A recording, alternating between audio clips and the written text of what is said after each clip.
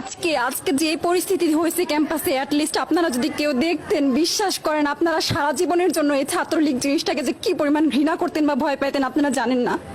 এরা আমাদের সামনে রড দিয়ে পিটায়া, ছেলেগুলারে রড দিয়ে পিটায়া একদম আধামরা করে ফেলছে। তারা এসে আমাদের পেছনে লুকাইছে, আমাদের বোরকার পেছনে, আমাদের ওড়নার পেছনে লুকায় বলে, আপু আমাদের একটু লুকায় রাখেন, আমাদের ওরা মাইরা ফেলবে, আমাদের বাঁচান আপু বাঁচান। আমরা তাদের ওড়না দিয়ে বোরকা দিয়ে লুকায় রাখছি, সেইখান থেকে আমাদের ধাক্কা দিয়ে ফেলে দিয়ে তাদের বের করে আবার মাথায় রড দিয়ে মারছে, এমন অবস্থা। এবং তারা আমাদের ক্যাম্পাসের পরিচিত মুখ, আমরা চিনি তাদের, তারা এই অবস্থা করছে, রাস্তায় একদম শোয়াই ফেলছে। আমাদের হলের মেয়েদের বুকে বড় বড় যে আসতো ইট, এই ইটগুলো বুকে ফেঁকে দিছে, মানে একদম পুরো বুকে লাগছে, এরকম জামা কাপড় ছিঁড়ে ফেলছে, এত বাজে অবস্থা। অথচ আমার ব্যাচমেট, আমরা যাদের সাথে ক্লাস করি, একসাথে বসি, আমি তাদের একটা কথা বলতে দেখি না এগুলো নিয়ে, একটা কথা না। এবং তাদের নিউজ ফিডে গেলে দেখবেন তারা এখন এগুলাই সাপোর্ট করে যাইতেছে।